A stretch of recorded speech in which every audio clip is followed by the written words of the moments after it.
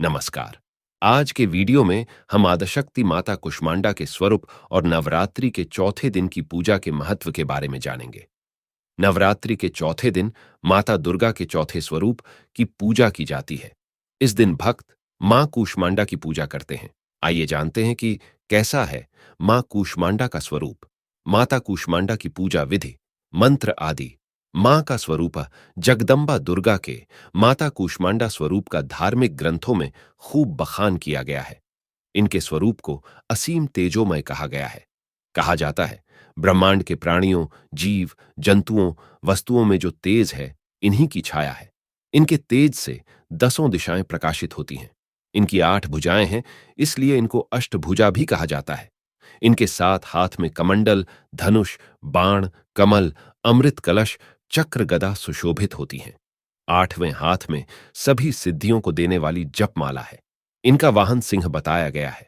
माता को कुम्हड़े, कूष्मांडा की बलिप्रिय है, इसीलिए इन्हें कूष्मांडा कहा जाता है। दुर्गा सप्तशती के अनुसार देवी कूष्मांडा इस चराचर जगत की अधिष्ठात्री हैं। पावन कथा।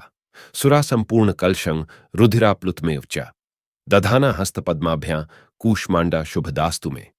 नवरात्रि में चौथे दिन देवी को कूष्मांडा के रूप में पूजा जाता है। अपनी मंद हल्की हंसी के द्वारा अंड यानी ब्रह्मांड को उत्पन्न करने के कारण इस देवी को कूष्मांडा नाम से अभिहित किया गया है। जब सृष्टि नहीं थी, चारों तरफ अंधकार ही अंधकार था, तब इसी देवी ने अपने ईशत हास्य से ब्रह्मांड की रचना की थी। इसीलिए इसे सृष्टि की आदि स्वरूपा या आदिशक्ति कहा गया है। इस देवी की 8 भुजाएं हैं, इसीलिए अष्टभुजा कहलाई। इनके 7 हाथों में क्रमशः कमंडल, धनुष, बाण, कमल पुष्प, अमृतपूर्ण कलश, चक्र तथा गदा हैं।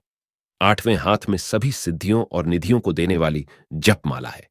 इस देवी का वाहन सिंह है और इन्हें कुम्हड्ढे की बलि प्रिय है। संस्कृत में कुम्हड्ढे को कुष्मांड कहते हैं, इसलिए इस देवी को कूष्मांडा। इस देवी का वास सूर्य मंडल के भीतर लोक में है। सूर्य लोक में रहने की शक्ति क्षमता केवल इन्हीं में है। इसीलिए इनके शरीर की कांति और प्रभा सूर्य की भांति ही दैदीप्यमान है। इनके ही तेज से दसों दिशाएं आलोकित हैं। ब्रह्मांड की सभी वस्तुओं और प्राणियों में इन्हीं का तेज व्याप्त है। अचंचल और पवित्र मन से नवरात्रि के चौथे दिन इस देवी की पूजा आराधना करना चाहिए। इससे भक्तों के रोगों और शोकों का नाश होता है तथा उसे आयु, यश, बल और आरोग्य प्राप्त होता है। ये देवी अत्यल्प सेवा और भक्ति से ही प्रसन्न होकर आशीर्वाद देती हैं। सच्चे मन से पूजा करने वाले को सुगमता से परम पद प्राप्त होता है। विधि विधान से पूजा करने पर भक्त को कम समय में ही कृपा का सूक्ष्म भाव अनुभव होने लगता है। ये देवी आधियों व्याधियों से मुक्त करती है और उसे सुख, समृद्धि और उन्नति प्रदान करती है।